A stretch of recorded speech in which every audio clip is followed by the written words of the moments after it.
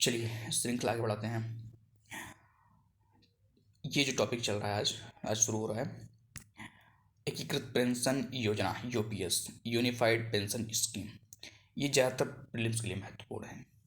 Mains के लिए तो है ही, मेंस में आप कहीं पर भी इसको कोट कर सकते हैं या आप इसके बारे में थोड़ा सा एग्जाम्पल के तौर पे ले सकते हैं, लेकिन ये ज़्यादा इंपॉर्टेंट जो है वो आपका होगा प्रीलिम्स के एग्ज़ाम में। कारण ये है कि प्रीलिम्स एग्ज़ाम में कभी कभी योजनाओं के बारे में वे पूछता है तो ना कुछ बारीकियाँ पूछता है, और वो जो बारीकियाँ होती हैं वो थोड़ा सा एग्जाम में समस्या पैदा करती हैं। खैर, देखते हैं न्यूज क्या है। हाल ही में केंद्रीय मंत्रिमंडल ने एकीकृत पेंशन योजना की को स्वीकृति प्रदान की। देखिए, ये पूरी श्रृंखला जो है ना एक सीक्वेंस में चल रही है, मतलब बिखरा हुआ नहीं है। आप उठाएंगे सितंबर करंट अफेयर्स तो आपको एक एक करके मिलता जाएगा, मतलब इधर की चीज़ें उधर नहीं, उधर की चीज़ें इधर नहीं, या मुझे कैसी जल्दीबाजी नहीं है कि हम आपको एक ही दिन में सब बता दें, या ऐसा मतलब कुछ आपको ऐसा तो दिखेगा नहीं। एक फ्लो में जैसे होता है कि नदियाँ जैसे बहती हैं, या कह लीजिए कि जो सीक्वेंस होता है उसी के अकॉर्डिंग हम चल रहे हैं। तो ये यूपीएस हाल ही में केंद्रीय मंत्रिमंडल ने एकीकृत पेंशन योजना को स्वीकृति प्रदान की। ये है न्यूज। अब बात करते हैं एनालिसिस के बारे में।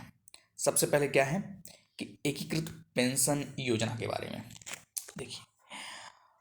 एकीकृत पेंशन योजना यूपीएस 2023 में गठित टीवी सोमनाथन समिति याद रखिए।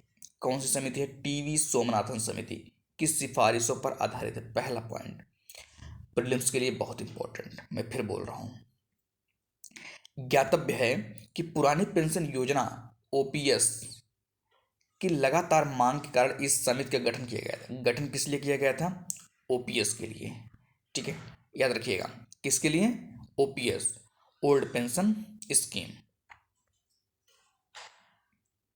उसके बाद क्या पॉइंट है कि मौजूदा और भविष्य के कर्मचारियों के पास नई पेंशन योजना या यूपीएस में शामिल होने का विकल्प होगा। किसमें? नई पेंशन योजना या यूपीएस में शामिल होने का विकल्प होगा। किसके? जो अभी जो आने वाले कर्मचारी होंगे, जो अभी कर्मचारी होंगे, मतलब मौजूदा वाले जो हैं, और जो भविष्य के कर्मचारी, उनकी बात हो रही है। एक बार चयन कर लेने के बाद उसे बदला नहीं जा सकेगा। ये लाइन इंपॉर्टेंट है, ध्यान रखिएगा। क्या कह रहे हैं कि एक बार चयन कर लेने के बाद उसे बदला नहीं जा सकेगा। अगर आपके प्रीलिम्स के एग्जाम में ऐसा कोई स्टेटमेंट आएगा तो आपको डाउट क्या डालेगा? डाउट ये डालेगा कि ये तो स्वैच्छिक हो सकता है, मतलब कोई व्यक्ति चाहे जब करे चाहे जब ना करे। तो याद रखिएगा, ऐसे डाउट नहीं होनी चाहिए। क्लियरिटी बहुत जरूरी है। एक बार चयन कर लेने के बाद उसे बदला नहीं जा सकेगा, ध्यान रखिएगा। एनपीएस प्रणाली के तहत पहले से ही सेवानिवृत्त हो चुके कर्मचारी भी यूपीएस अपना सकते हैं। मतलब जो सेवानिवृत्त हो गए उनकी बात हो रही है। सेवानिवृत्त के बारे में ध्यान रखिएगा, उनकी बात हो रही है कि एनपीएस प्रणाली के तहत पहले से ही सेवानिवृत्त हो चुके कर्मचारी भी यूपीएस अपना सकेंगे। ऐसे कर्मचारियों को एनपीएस फंड की राशि का समायोजन करने के बाद पेंशन मिलेगी। थोड़ा सा अब अंतर देख लेते हैं कि ओपीएस, एनपीएस, यूपीएस में तुलना कर लेते हैं, या कहिए अंतर देख लेते हैं दोनों में, तीनों में अंतर क्या है। तो अगर देखा जाए यहाँ पर सबसे पहले किस बात की हो रही है? पात्रता, तो मतलब पात्र कौन है उसके बारे में देखिएगा। यूपीएस एकीकृत पेंशन योजना में क्या है कि यह 1 अप्रैल 2025 से प्रभावी होगी। अब ये अगर 1 अप्रैल 2025 से प्रभावी होगी, इसका मतलब ये है कि आने वाले सभी परीक्षाओं में ये महत्वपूर्ण है, और केंद्र सरकार के सभी कर्मचारियों पर लागू। किस पे लागू होगी? केंद्र सरकार। याद रखिएगा, शब्द ध्यान रखिएगा, केंद्र सरकार की बात हो रही है। नई पेंशन योजना, इस योजना को 2004 में शुरू किया गया था। कौन? एनपीएस को 18 से 65 वर्ष के बीच के देश के सभी नागरिकों को सेवानिवृत्ति आय प्रदान करना इसका मुख्य उद्देश्य है।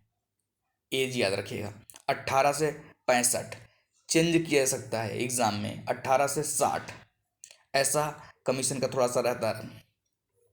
पुरानी पेंशन योजना ओपीएस, इसे 1950 के दशक में शुरू किया गया था।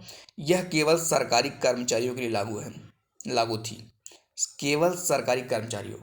अब यहाँ पर कुछ महत्वपूर्ण चीज दिमाग में एकदम फिट रख लीजिए, फिट कर लीजिए। क्या? सबसे पहली चीज कि यूपीएस अभी शुरू होगा, मतलब प्रभावी होगा। एनपीएस 2004, ओपीएस 1950, ये चीज़ कम से कम क्लियर रहे। कभी कभी ऑर्डर पूछा जा सकता है कि इसका ऑर्डर क्या है, तो ऑर्डर भी आप जो है थोड़ा ध्यान रखेंगे। उसके बाद आता है सुनिश्चित पेंशन। इसमें क्या है, सुनिश्चित पेंशन, सुनिश्चित पेंशन भी थोड़ा ध्यान रखिएगा कि ये जैसे अब यूपीएस की बात हो रही है कि 25 वर्ष की न्यूनतम सरकारी सेवा की बात, कितना 25 वर्ष यूपीएस में क्या है, 25 वर्ष की न्यूनतम सरकारी सेवा के बाद सेवानिवृत्त हुए कर्मचारियों को उनके अंतिम 12 महीनों की सेवा के औसत मूल वेतन का 50% प्रति माह पेंशन मिलेगी। 50%, यह याद रखिए किसका मिलेगा, 12 महीने की सेवा के औसत मूल वेतन, ठीक है ना, मूल वेतन जो उनका मूल वेतन है उसकी बात हो रही है। यह कम सेवा अवधि न्यूनतम 10 वर्ष की सेवा के लिए आनुपातिक होगी। देख रहे ना, यहाँ पर एक शब्द क्या है, आनुपातिक, शब्दों को गौर करिएगा। और उसके बाद आता क्या है, उसके बाद आता है देखिए आपका न्यू पेंशन स्कीम, ठीक है। न्यू में क्या है कि पेंशन राशि निश्चित नहीं है। जो एनपीएस है, एनपीएस में पेंशन राशि निश्चित नहीं है क्योंकि यह बाजार से जुड़ी योजना है। किस जुड़ी योजना है, बाजार से। एनपीएस ध्यान रखिएगा। उसके बाद क्या आता है ओपीएस। ओपीएस में क्या है कि इसके तहत केंद्र सरकार के कर्मचारियों को उनके अंतिम वेतन ध्यान रखिएगा। यहाँ पर क्या बात हो रही है, अंतिम वेतन की बात हो रही है, औसत बात नहीं हो रही है। अंतिम वेतन का 50% पेंशन मिलती है। निश्चित मासिक आय प्रदान की जाती है, निश्चित मासिक आय प्रदान की जाती है। ये थोड़ा सा ये भी अंतर है। उसके बाद क्या आता है न्यूनतम पेंशन। अब सबसे पहले यूपीएस को देख लीजिए कि 25 वर्ष से कम लेकिन न्यूनतम 10 वर्ष की सेवा की स्थिति में कर्मचारियों को उनके सेवा काल के अनुपात में या न्यूनतम 10,000 रुपये प्रति माह पेंशन मिलेगी। और आपका अगर एनपीएस की बात करें उसमें लागू ही नहीं है, लेकिन अगर आपका ओपीएस की बात करें तो 9,000 रुपये प्रति माह, ये क्या है, न्यूनतम पेंशन है। ये भी थोड़ा सा अंतर के लिए ध्यान रखिएगा। आप डिटेल पढ़ेंगे तब जाके क्वेश्चन करेंगे, शॉर्ट पढ़ कर क्वेश्चन नहीं होगा। शॉर्ट में कन्फ्यूजन होता है, क्वेश्चन नहीं सॉल्व होते, कन्फ्यूजन पैदा होता है कि 2 लाइन पढ़ करके रट करके आए हैं, तीसरा लाइन पूछ लिया आदमी कन्फ्यूज हो गया। लेकिन अगर आप डिटेल में पढ़े हैं तो आप कम से कम गेस कर सकेंगे कि हाँ कि ऐसा भी हो सकता है, मैंने कहीं इसको ऐसे पढ़ा था, या आप इंटरलिंक किए होंगे कहीं न कहीं किसी न किसी रूप में। अब ये अंतर बताया जा रहा है। अभी इस अंतर को अगर आप अच्छे से देख लेते हैं तो कम से कम अगर आपसे एनपीएस के बारे में पूछ लिया जाए, ओपीएस के बारे में पूछ लिया जाए या यूपीएस के बारे में पूछ लिया जाए तो आप कम से कम इतना तो गेस करेंगे कि कोई चीज़ की एनपीएस में तो नहीं है या यूपीएस में ये चीज़ नहीं है। जब आप ऐसा गेस करेंगे तो कम से कम यही है, इंटेलिजेंस गेस आदमी इसी से मारता है। तो ये चीज़ थोड़ा ध्यान रखिएगा। अब बात करती है पारिवारिक पेंशन के बारे में बात कर लेते हैं। यूपीएस देखिए, पेंशन धारक की मृत्यु होने पर उनकी मृत्यु से पहले पेंशन की, उनकी मृत्यु से पहले और जब उनका मृत्यु हुआ उसके पहले की जस्ट बात हो रही है, पेंशन की 60% राशि उसके परिवार को पेंशन के रूप में मिलेगी। कितना, 60%, 50% नहीं। अगर एग्जाम 50% आता है तो आपको वहाँ पर थोड़ी सावधानी रखनी है कि 50% था या 60% था, ये ध्यान रखने वाली बात है। अब बात करते हैं एनपीएस में। यदि सरकारी कर्मचारी ने एनपीएस के तहत लाभ का विकल्प चुना है, यदि सरकारी कर्मचारी ने एनपीएस के तहत लाभ का विकल्प चुना है तो परिवार को एनपीएस के तहत उसकी संचित पेंशन संपत्ति से लाभ मिलेगा। एक चीज़, एक पॉइंट और क्या है जो आपका ओपीएस में है, इसमें क्या है कि विधवा विधुर को दी जाती है। कौन सा, ओपीएस बात हो रही है, विधवा विधुर को दी जाती है। और जहाँ कोई विधवा या विधुर नहीं है वहाँ ऐसे सरकारी कर्मचारियों के बच्चों को दी जाती है जो 1/1/1964 को या उसके बाद लेकिन 31/12/2003 को या उससे पहले पेंशन योग्य प्रतिष्ठान में सेवा में आए थे। तो ये भी बस वैसे सुने रहेंगे तो कम से कम कुछ काम करेगा एग्जाम में, इसका उद्देश्य इतना ही है। अब क्या पॉइंट है इसमें, 2 पॉइंट और बचा है। मुद्रास्फीति से समायोजन, इन्फ्लेशन इंडेक्स। अब देखिए योजना है, योजना समाज के ऊपर भी निर्भर करता है, सामाजिक परिस्थिति के ऊपर निर्भर करता है। योजना इकोनॉमिक सिस्टम पर भी निर्भर करता है कि पैसे की क्या स्थिति होगी। वित्त नहीं रहेगा तो सब कुछ बेकार हो जाएगा। और योजना आपके राजनीतिक परिदृश्य पर भी निर्भर करती है। तो आप जब इन सब मुद्दों को देखते रहेंगे तब आपको आसान हो जाएगा थोड़ा सा समझना। अब जैसे यहाँ पर चर्चा हो रही है मुद्रास्फीति समायोजन, इन्फ्लेशन इंडेक्सेशन, ठीक है। सर्विस देखिए किसमें है, यूपीएस में। सर्विस कर्मचारियों के समान ही अखिल भारतीय उपभोक्ता मूल्य सूचकांक, औद्योगिक श्रमिक, AICPI-IW, ये सब ध्यान रखिएगा, AICPI-IW पर आधारित महंगाई राहत के रूप में समायोजन किया जाएगा। इसे ओपीएस के समान रखा गया है।